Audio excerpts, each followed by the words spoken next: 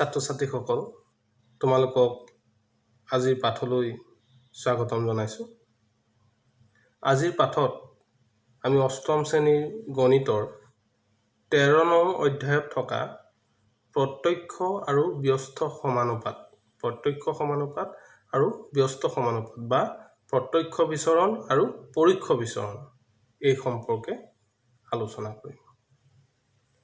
এতিয়া গণিতৰ এই প্ৰত্যক্ষ সমানুপাত আৰু পৰোক্ষ সমানুপাত এই ধাৰণাটোনো কি? গণিতৰ এই ধাৰণাটোৰ সহায়ত তোমালোকে কি কৰিব পাৰিবা? চোৱা, তোমালোকে প্ৰায় চতুৰ্থ শ্ৰেণীৰ পৰা চতুৰ্থ, পঞ্চম, ষষ্ঠ, সপ্তম এইকেইটা শ্ৰেণীৰ ঐকিক নিয়মৰ অংকসমূহ তোমালোকে পাইছিলা। একৰ ওপৰত আধাৰ কৰি পেলাই যিবিলাক আমি অংকৰ উত্তৰ উলিয়াব লাগে সেইসমূহ পাইছিলা। সেই যিখিনি গাণিতিক সমস্যা আছিলে তেনেধৰণৰ যিবোৰ আমি ঐকিক নিয়মত সমাধান কৰিছিলোঁ, তেনে গাণিতিক সমস্যাবোৰৰ ভিতৰত কিছুমান এনেধৰণৰ গাণিতিক সমস্যা আছিলে যিবোৰ গাণিতিক সমস্যা অত্যন্ত দীঘলীয়া হৈছিলে। সেই গাণিতিক সমস্যাবোৰ এতিয়া কি হ'ব, আমি বিচৰণৰ ধাৰণা বা সমানুপাতৰ ধাৰণা প্ৰয়োগ কৰি যদিহে কৰোঁ তেতিয়াহ'লে কি হৈছে, ই বুজিবলৈ সহজ হৈ পৰিব আৰু ছুটিও হৈ যাব। গতিকে তোমালোকে বিচৰণ বা সমানুপাত শিকাৰ পিছত সেই ঐকিক নিয়মৰ অংকসমূহ যিসমূহ পাইছিলা বা গাণিতিক সমস্যাসমূহ পাইছিলা, সেইসমূহৰে কি হৈছে সমাধান অতি সহজ হৈ পৰিব আৰু অতি ছুটি হৈ পৰিব। গতিকে আমি এতিয়া প্ৰত্যক্ষ আৰু ব্যস্ত সমানুপাত বা প্ৰত্যক্ষ বিচৰণ আৰু পৰোক্ষ বিচৰণৰ সম্পৰ্কে এই পাঠটোত আলোচনা কৰিম। ছাত্ৰ-ছাত্ৰীসকল, এই প্ৰত্যক্ষ সমানুপাত আৰু পৰোক্ষ সমানুপাত এই পাঠটোত তোমালোকৰ দুটা অনুশীলনী আছে পৃথকে পৃথকে। প্ৰত্যক্ষ সমানুপাতৰ কাৰণে এটা অনুশীলনী আৰু পৰোক্ষ সমানুপাতৰ কাৰণে আন এটা অনুশীলনী। কিন্তু কি হয়, আমি যদি অনুশীলনী দুটা বেলেগে বেলেগে কৰিব খোজোঁ তেন্তে আমাৰ খেলিমেলি এটা ৰৈ যায়। কিহত ৰৈ যায়? যে আমি কেনেদৰে এটা গাণিতিক সমস্যা প্ৰত্যক্ষ সমানুপাতৰ লগত জড়িত নে পৰোক্ষ সমানুপাতৰ লগত জড়িত সেইটো নিৰ্ণয় কৰিম। সেই সমস্যাটো থাকি যায় যদি আমি বেলেগে বেলেগে কৰোঁ। কাৰণ তোমালোকে প্ৰত্যক্ষ সমানুপাতৰ অনুশীলনীটোত পোনে পোনে তোমালোকে গম পাবা এইটো প্ৰত্যক্ষ সমানুপাতৰ, গতিকে তাত তোমালোকে চিন্তা কৰিবলগীয়া নহয়। ঠিক তেনেদৰে পৰোক্ষ সমানুপাতত তোমালোকে পৰোক্ষ সমানুপাতৰ নিয়মত কৰি দিয়া, তাতো চিন্তা কৰিবলগীয়া নহয় প্ৰত্যক্ষ নে পৰোক্ষ এইটো। গতিকে কি হয়, সেই সমস্যাটো থাকি যায়। তুমি চিন্তা কৰিবলৈ নিশিকা যে এইটো কেনেদৰে আমি নিৰ্ণয় কৰিম প্ৰত্যক্ষ নে পৰোক্ষ, এইটো কেনেদৰে নিৰ্ণয় কৰিম প্ৰত্যক্ষ নে পৰোক্ষ। সেইবাবে আমি কি কৰিম এতিয়া, আমি দুয়োটা ধাৰণাই প্ৰত্যক্ষ সমানুপাত আৰু পৰোক্ষ সমানুপাত দুয়োটা ধাৰণাই একেলগে পঢ়ি যাম। আৰু অনুশীলনী দুয়োটাও, অনুশীলনী 13.1 আৰু 13.2 দুয়োটাই আমি একেলগে কৰিম। তেতিয়া আমাৰ কি হৈছে, আমি কোনটো প্ৰত্যক্ষ সমানুপাত কোনটো পৰোক্ষ সমানুপাত সেইটো নিৰ্ণয় কৰিবলৈ শিকি যাম। গতিকে প্ৰত্যক্ষ সমানুপাত আৰু পৰোক্ষ সমানুপাত দুয়োটা আমি একেলগে সমান্তৰালভাৱে আলোচনা কৰি যাম। আমি এতিয়া প্ৰথমে প্ৰত্যক্ষ সমানুপাত চাওঁ। আমি এতিয়া সাধাৰণতে আমি সন্মুখীন হোৱা কিছুমান দৈনন্দিন ঘটনা লওঁ। প্ৰথমে আমি লওঁ বস্তুৰ সংখ্যা আৰু মূল্য, দাম। ধৰি লোৱা এটা পেনৰ দাম 20 টকা। এটা পেনৰ দাম যদি 20 টকা হয় তেন্তে সেই একেধৰণৰ পেনৰ দুটাৰ দাম কিমান হ'ব? এইটো আমি পূৰ্বতে ঐকিক নিয়মৰ অংক হিচাপে পাইছিলোঁ আৰু আমি এইটো উলিওৱা মনত আছে। এটা পেনৰ দাম 20 টকা হ'লে দুটা পেনৰ দাম কিমান হ'ব? 2 × 20 40 টকা। ঠিক তেনেদৰে সেই একেধৰণৰ তিনিটা পেনৰ দাম কিমান হ'ব? এটাৰ 20 টকা, 3 × 20 60 টকা। তেনেকৈ চাৰিটা পেনৰ দাম কিমান হ'ব? 4 × 20 = 80 টকা। গতিকে এইটো এনেধৰণৰ অংক আমি পূৰ্বতে কৰিছোঁ, ঐকিক নিয়মৰ অংকবোৰত আমি পাইছিলোঁ। এতিয়া ঘটনাটো মন কৰা, ইয়াত দুই ধৰণৰ পৰিমাণ আছে। এটা হৈছে বস্তুৰ সংখ্যা আৰু আনটো হৈছে বস্তুটোৰ দাম। ইয়াত যেতিয়াই এটা বস্তুৰ পৰিমাণ বাঢ়ি গৈছে তেতিয়াই কি হৈছে, ইটো পৰিমাণো বাঢ়ি গৈছে। মন কৰা, ইয়াত 1ৰ পৰা 2 হৈছে, 2ৰ পৰা 3 হৈছে, 3ৰ পৰা 4 হৈছে, বাঢ়ি বাঢ়ি গৈ আছে, বৃদ্ধি হৈছে। ঠিক তেনেকৈ তুমি মূল্যটোৰ ফালে মন কৰা, 20ৰ পৰা 40 হৈছে, 40ৰ পৰা 60 হৈছে, 60ৰ পৰা 80 হৈছে, সেইটো বাঢ়ি গৈ আছে। গতিকে যেতিয়াই বস্তুৰ সংখ্যা বাঢ়িছে তেতিয়াই কি হৈছে, বস্তুটোৰ মূল্য বাঢ়িছে। গতিকে দুইটা পৰিমাণ বস্তুৰ সংখ্যা আৰু মূল্য, এটা পৰিমাণ বঢ়াৰ লগে লগে আনটো পৰিমাণো বাঢ়ি গৈ আছে। ইয়াত আমি মুঠ 4টা পৰিস্থিতি লৈছোঁ আৰু চাৰিটা পৰিস্থিতিতে দেখিছোঁ যে যেতিয়াই বস্তুটোৰ সংখ্যা বাঢ়িছে তেতিয়াই বস্তুটোৰ মূল্য বাঢ়িছে। এনেধৰণৰ দুটা পৰিমাণৰ মাজৰ সম্পৰ্ক আমি প্ৰত্যক্ষ সমানুপাত বা প্ৰত্যক্ষ বিচৰণ বুলি কওঁ। দুটা পৰিমাণ যদি এনেধৰণে সম্পৰ্কিত হৈ থাকে সেই পৰিমাণ দুটা প্ৰত্যক্ষভাৱে সমানুপাত বা ইহঁতে প্ৰত্যক্ষভাৱে বিচৰণ কৰিছে বুলি আমি কওঁ। এনেকুৱা বিভিন্ন ধৰণৰ উদাহৰণ আছে, যেনে ধৰা দূৰত্ব আৰু সময় এই দুটা পৰিমাণে তুমি লোৱা। ধৰি ল'লোঁ কোনোবাই এখন চাইকেলেৰে যাত্ৰা কৰিছে, তেওঁ 1 কিলোমিটাৰ দূৰত্ব অতিক্ৰম কৰোঁতে তেওঁক 10 মিনিট সময় লাগে। আৰু আমি ধৰি ল'লোঁ মানুহজনে একেটা স্পীডতে একেটা দ্ৰুতিতে যাত্ৰা কৰিছে, তেওঁৰ স্পীডটো কম বেছি হোৱা নাই, মানে একেধৰণেই চাইকেলখন কোবাই গৈ আছে। গতিকে তেতিয়া 1 কিলোমিটাৰ যাওঁতে যদি 10 মিনিট লাগে, 2 কিলোমিটাৰ যাওঁতে কিমান সময় লাগিব? এইটো ঐকিক নিয়মৰ অংক হ'ল, দুগুণ হৈ যাব, 2 × 10 20 মিনিট। 3 কিলোমিটাৰ যাওঁতে কিমান সময় লাগিব? 3 × 10 30 মিনিট। গতিকে এনেদৰে বাঢ়ি বাঢ়ি গৈ থাকিব। এতিয়া মন কৰা বাওঁফালে তুমি যেতিয়া দূৰত্বটো বাঢ়িছে 1ৰ পৰা 2, 2ৰ পৰা 3 বাঢ়িছে, তেতিয়া সোঁফালে মন কৰা পৰিমাণটো সোঁফালে কি আছে? সময়টো কি হৈছে? 10ৰ পৰা 20 হৈছে, 20ৰ পৰা 30 হৈছে, বাঢ়ি বাঢ়ি গৈ আছে।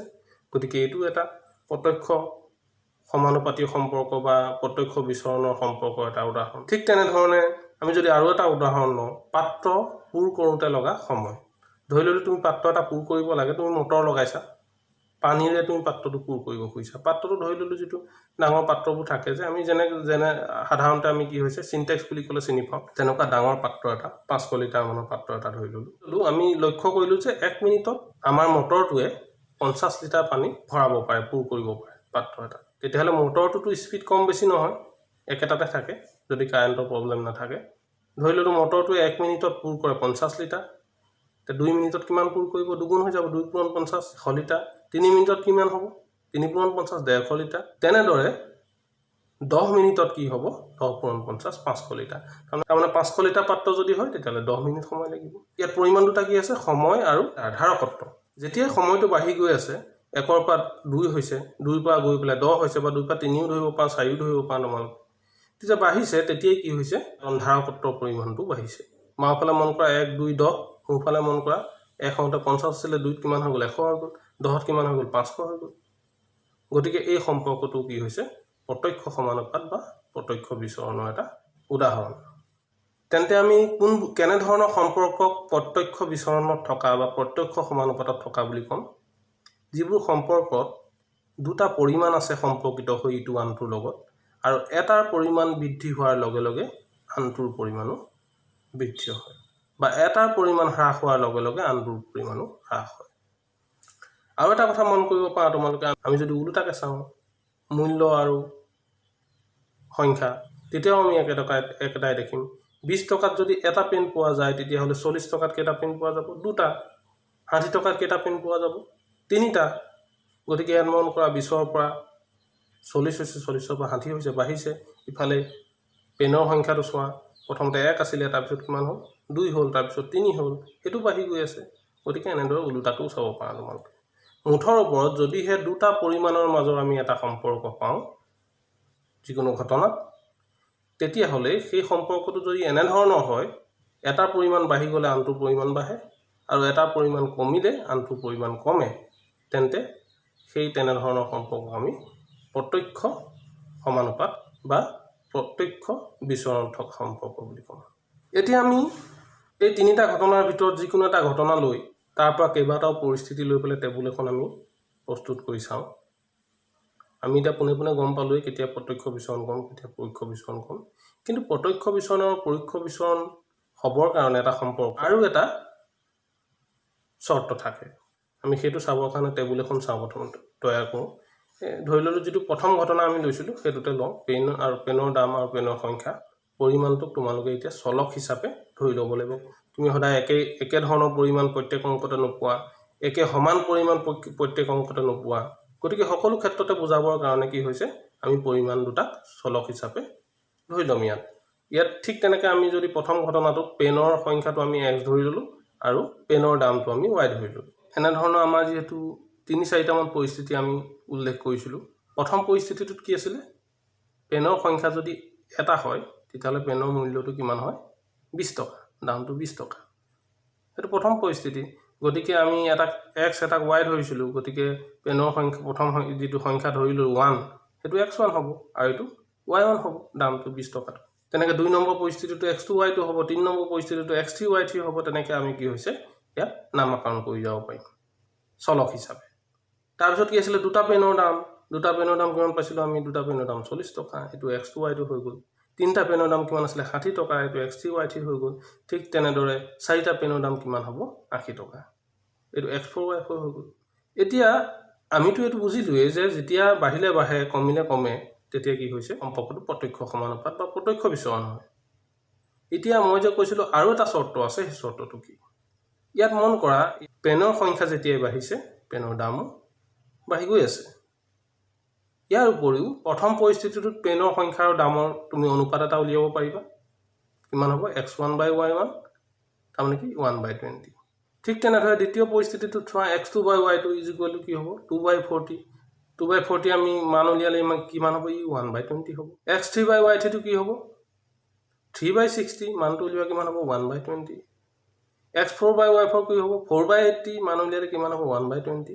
মন কৰা এই কেউটা অনুপাত x1/y1, x2/y2, x3/y3, x4/y4 কেউটা অনুপাতে কি হৈছে? সমান ওলাইছে, আটাইকেইটাই 1/20 ওলাইছে। গতিকে আমি এতিয়া আৰু এটা চৰ্ত পালোঁ যে দুটা পৰিমাণ বা দুটা চলক আমি প্ৰত্যক্ষ সমানুপাত বা প্ৰত্যক্ষ বিচৰণত থকা বুলি ক'ম যদিহে সেই পৰিমাণকেইটা এটা বৃদ্ধি হ'লে আনটো বৃদ্ধি হৈছে বা এটা হ্ৰাস হ'লে আনটো হ্ৰাস হৈছে, আৰু ইহঁতৰ বৃদ্ধিৰ যিটো অনুপাত বা হ্ৰাসৰ যিটো অনুপাত সেইটো কি হৈছে? সমান হৈছে। যেনেকৈ ইয়াত আমি কিমান পাইছোঁ? 1/20 পাইছোঁ। কিন্তু তোমালোকে মনত ৰাখিবা, তোমালোকৰ এই পাঠটোত তোমালোকে এই যিটো মই শেষত চৰ্ত ক'লোঁ যে অনুপাতটো সমান ওলাব লাগিব, সেইটোৰ লগত তোমালোকে ডিল কৰিব নালাগে। সেইটো তোমালোকে ইমান চিন্তা কৰিবলগীয়া কথা নাই। তোমালোকে মাত্ৰ এইটো চাব লাগে যে বাঢ়িলে বাঢ়িছেনে, কমিলে কমিছেনে, সেইটোহে চাব লাগে প্ৰত্যক্ষ সমানুপাতৰ ক্ষেত্ৰত। বাকী অনুপাতটো সমান হ'ব নহয় সেইটো চাবৰ প্ৰয়োজন নাই। তুমি যদি দেখিছা বাঢ়িলে বাঢ়িছে বা কমিলে কমিছে, তেতিয়াহ'লে ই প্ৰত্যক্ষ সমানুপাতত থাকিব। তোমালোকৰ পাঠসমূহৰ গাণিতিক সমস্যাসমূহ তেনেদৰে বান্ধি থোৱা আছে।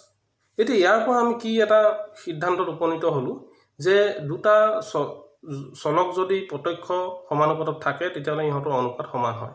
আমি এইটো ক্ষেত্ৰত কি পালোঁ? x/y = 1/20। অনুপাত সমান হয় মানে একেই ওলায়। প্ৰত্যেক অনুপাতৰ যিমানটা পৰিস্থিতি আমি পাম প্ৰত্যেক পৰিস্থিতিতে অনুপাতটো কি হ'ব? সমান ওলাব। 1/20 ওলাইছে ইয়াত, বেলেগত বেলেগ ওলাব। ক'ৰবাত হয়তো 2/3 ওলাব পাৰে, ক'ৰবাত হয়তো 5 ওলাব পাৰে, ক'ৰবাত 6 ওলাব পাৰে। মুঠৰ ওপৰত কি হৈছে? সমান ওলাব লাগিব। গতিকে x/y আমি কিমান পালোঁ? ইয়াত 1/20, আৰু এই 1/20টো কি বুজাইছে? যে প্ৰত্যেক পৰিস্থিতিতে ই 1/20 ওলাইছে। গতিকে সেইটো কি হৈছে? স্থিৰ মান এটা। সেইটো কাৰণে আমি ইয়াক k বুলি ধৰি ল'ব পাৰোঁ। k এটা ধ্ৰুৱক আমি k বুলি ধৰিলোঁ, তাৰমানে x/y কি হ'ব? k হ'ব। আৰু x/y k টো আমি যদি বৰ্জপূৰণ কৰোঁ তেতিয়া আমি লিখিব পাৰিম x = ky। এইটো হৈছে দুটা চলক প্ৰত্যক্ষ সমানুপাত বা প্ৰত্যক্ষ বিচৰণত থাকিলে পোৱা গাণিতিক প্ৰকাশ ৰাশিটো। তাৰমানে x আৰু y প্ৰত্যক্ষ সমানুপাতত যদি থাকে, প্ৰত্যক্ষ বিচৰণত থাকে, তেতিয়াহ'লে কি হ'ব? x/y k হ'ব, য'ত k এটা ধ্ৰুৱক, বা x কি হ'ব? ky হ'ব। বা ইয়াক এনেকৈও লিখে x,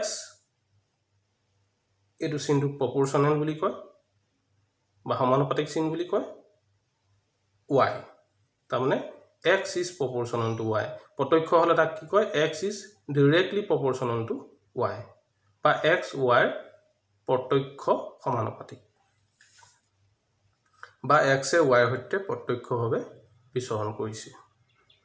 এইটোৱে হৈছে থুলমূলকৈ প্ৰত্যক্ষ বিচৰণ বা প্ৰত্যক্ষ সমানুপাতৰ ধাৰণা। এতিয়া আমি আহোঁ পৰোক্ষ বিচৰণলৈ। তাৰ কাৰণে আমি কেইটামান ঘটনা লওঁ উদাহৰণ হিচাপে। প্ৰথমে আমি ল'লোঁ মানুহ, কাম আৰু সময়ৰ অংক। তোমালোকে পাইছিলা ঐকিক নিয়মত, তেনেকুৱা এটা উদাহৰণ লওঁ। মানুহ আৰু সময় এই দুটা মাজত সম্পৰ্কটো ধৰি ল'লোঁ। এজন মানুহে এটা ঘৰ সাজিবলৈ সময় লাগে 120 দিন।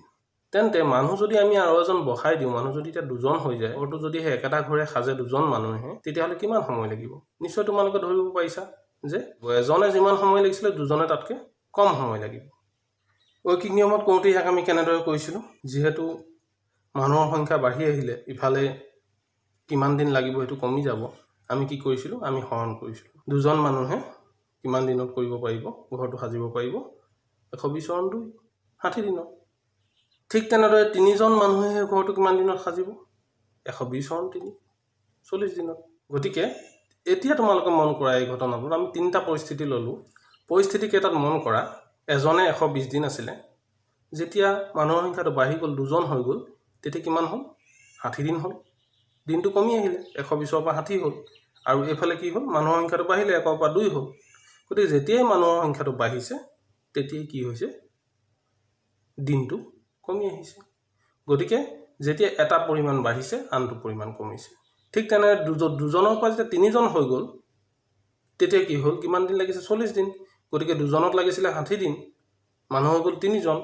60 পাই হৈ গ'ল কিমান 40 দিন ঠিক তেনেকৈ এজনত লাগিছিলে 120 দিন যেতিয়া তিনিজন হৈ গ'ল মানুহ বাঢ়ি গ'ল তেতিয়া কিমান হৈ গ'ল 40 দিন গতিকে এই ঘটনাটোত তোমালোকে কি দেখিছা যেতিয়া এটাৰ পৰিমাণ বাঢ়িছে সম্পৰ্কটো আনটোৰ পৰিমাণ কমিছে এনেধৰণৰ সম্পৰ্কক পৰোক্ষ সমানুপাত বা পৰোক্ষ বিচৰণ বুলি কয় দুটা পৰিমাণৰ মাজৰ সম্পৰ্কটো যদি এনেধৰণৰ হয় তাৰমানে এটাৰ বৃদ্ধি হ'লে আনটো হ্ৰাস হয় আৰু এটা হ্ৰাস হ'লে আনটো বৃদ্ধি হয় তেতিয়াহ'লে এই এনেকুৱা ধৰণৰ সম্পৰ্কক আমি পৰোক্ষ সমানুপাত বা পৰোক্ষ বিচৰণ বুলি কওঁ আৰু এটা ঘটনাৰ উদাহৰণ লওঁ আমি ধৰি ল'লোঁ আমি উপাৰ্জনৰ উদাহৰণ এটা ল'লোঁ ধৰি ল'লোঁ এটা নিৰ্দিষ্ট উপাৰ্জনত এজনীয়া পৰিয়াল এটা চলে 6 দিন তেতিয়া সেই একেটা উপাৰ্জনতে দুজনীয়া পৰিয়াল এটা কেইদিন চলিব এতিয়া মন কৰা মানুহৰ সংখ্যা বাঢ়ি গ'ল আগতে এজন আছিল এতিয়া দুজন হ'ল গতিকে খৰচো বাঢ়ি যাব খৰচ বাঢ়ি যোৱাৰ লগে লগে দিনটো কমি আহিব গতিকে কিমান হ'ব আমি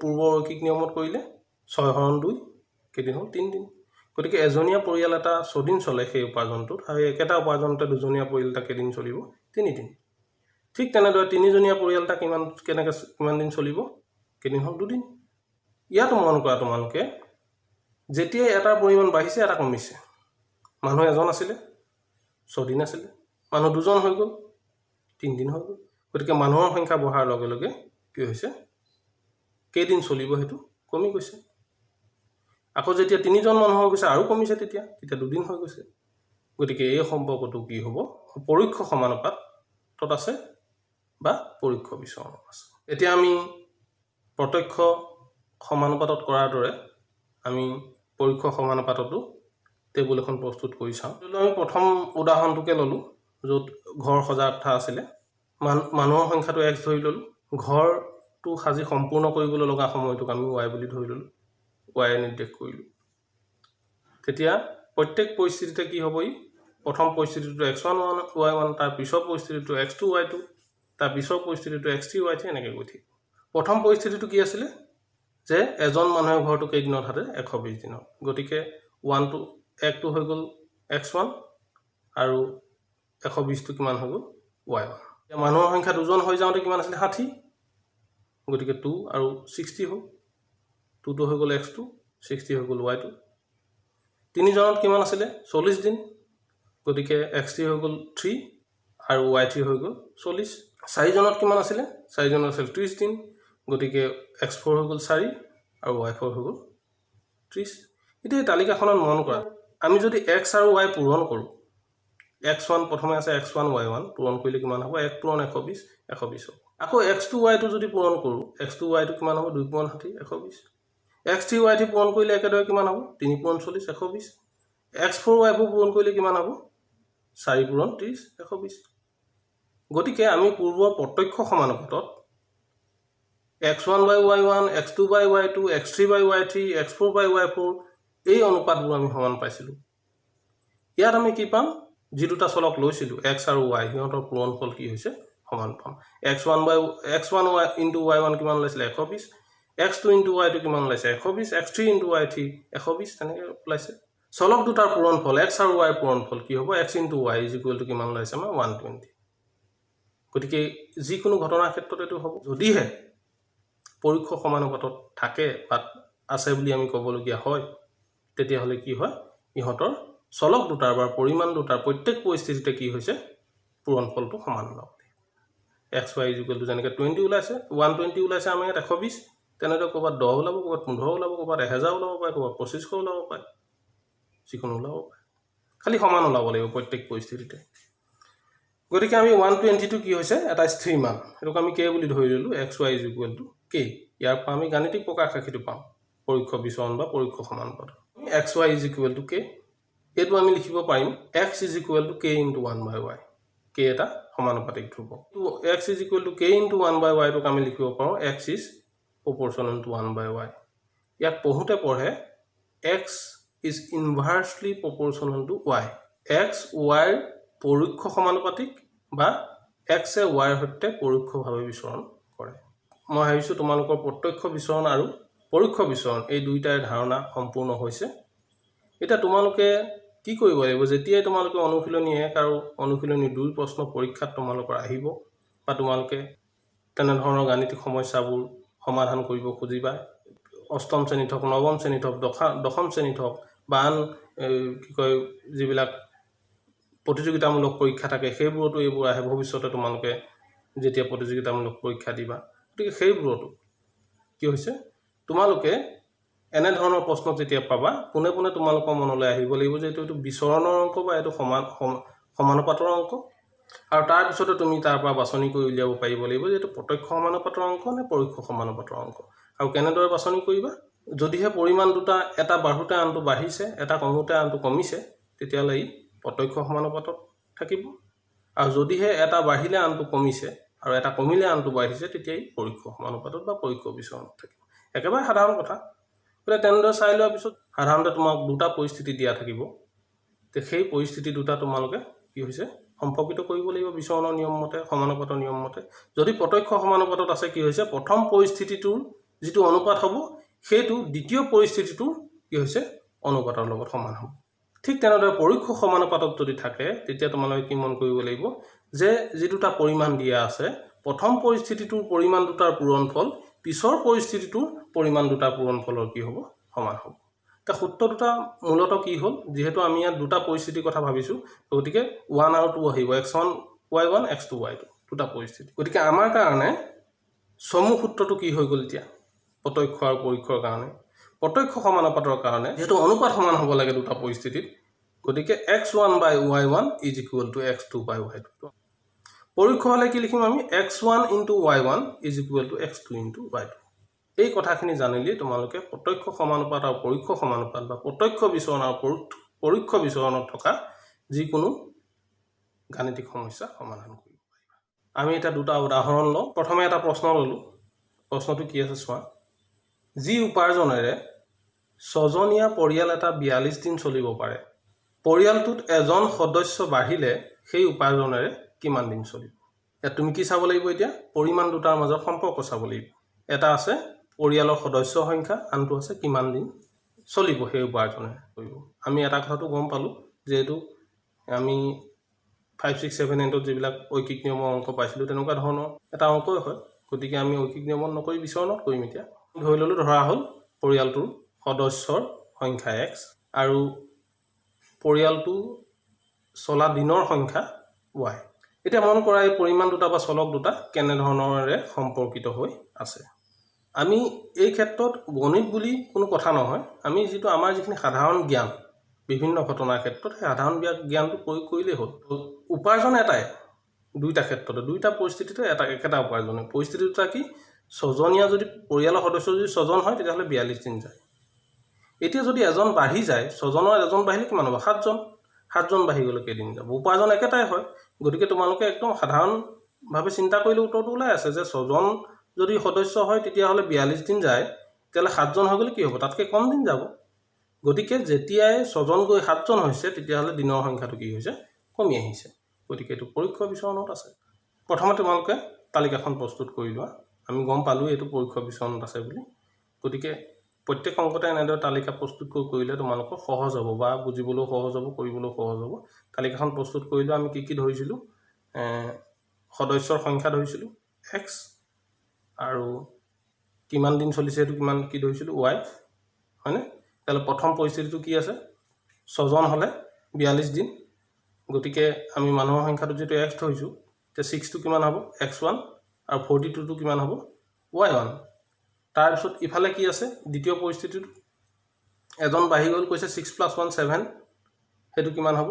x2 আৰু কেইদিন চলিব এতিয়া 7 জনে সেইটো আমাক উলিয়াবলৈ কৈছে সেইটো কি হ'ব আমি y ধৰিছিলো সেইটো দ্বিতীয় পৰিস্থিতি গতিকে y2 হ'ল এতিয়া তুমি কাৰণটো লিখি দিয়া পৰিয়ালৰ সদস্য সংখ্যা বাঢ়িলে পৰিয়ালটো চলা দিনৰ সংখ্যা কমিব গতিকে ই পৰোক্ষ বিচৰণ বা পৰোক্ষ সমানুপাতত আছে এতিয়া পৰোক্ষ সমানুপাতত বা পৰোক্ষ বিচৰণত থাকিলে সম্পৰ্কটো কি আছিল আমি কি পাইছিলো যে ইহঁতৰ প্ৰত্যেকটো পৰিস্থিতি পূৰণফল সমান হয় আমি হেতু কেনেকৈ লিখো দুটা পৰিস্থিতি হলে x1 * y1 = x2 * y2 দেখে মতে মানবোৰ বহুৱাই দিয়া x1 * y1 কি হ'ব 6 * 42 = x2 * y2 কি হ'ব 7 * y2 এতিয়া y2 টো উলিয়াই পেলো y2 হ'ব 36 বা 36 এজন মানুহ যদি বাঢ়ি যায় পৰিয়ালটো কিমান দিন চলিব ঠিক এজন মানুহ মানে 7 জন হৈ গলে পৰিয়ালটো কিমান দিন চলিব 36 দিন চলিব এতিয়া আমি আন এটা প্ৰশ্ন বাছনি কৰো কি আছে প্ৰশ্নটো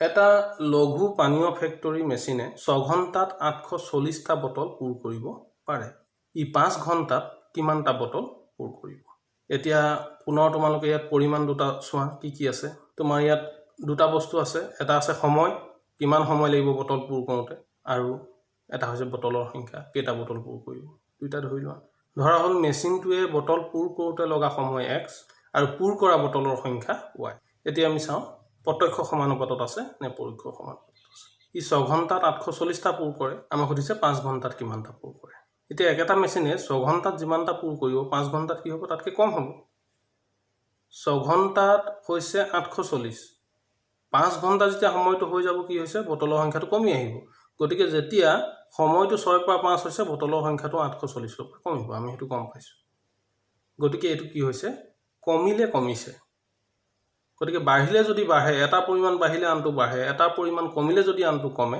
তেতিয়াহলে কি আছিল প্ৰত্যক্ষ সমানুপাত প্ৰত্যক্ষ বিচৰণ আছিল গতিকে এটো কি হ'ব এটো প্ৰত্যক্ষ বিচৰণৰ অংশ টেবুলখন প্ৰস্তুত কৰা আমি সময়টো ধৰিছিলো x আৰু পুৰ কৰা বটলৰ সংখ্যাটো কিমান ধৰিছিলো আমি এটো y ধৰিছিলো হল প্ৰথম পৰিস্থিতিটো কি আছে x1 y1 কি আছে সময়টো আছে 8 ঘণ্টা এটো হৈ গল x1 আৰু কেটা বটল পৰিছে 840টা 840 এটো হৈ গল y1 এতিয়া দ্বিতীয় পৰিস্থিতিলৈ যোৱা সময়টো কিমান 5 ঘণ্টা এটো হৈ গল x2 আৰু আমাক বটলৰ সংখ্যা উলিয়াবলৈ কৈছে এটো y2 গতিকে এতিয়া তুমি কাৰণটো লিখি দিয়া যেহেতু মেচিনটো ব্যৱহাৰ কৰা সময় হ্ৰাস হলে মেচিনটোৱে পুৰ কৰা বটলৰ সংখ্যা হ্ৰাস হ'ব গতিকে প্ৰত্যক্ষ সমানুপাতত আছে এটাকে কি হ'ব x1 / y1 = x2 / y2 মানসমূহ বহুৱাই দিয়া প্ৰথম পৰিস্থিতিটো কি আছিল সময়টো আছিল 6 ঘণ্টা তাৰ মানে হেতু x2 হ'ব x2 6 ঘণ্টা বটলৰ সংখ্যাটো কিমান আছিল 840 এটো y1 হ'ব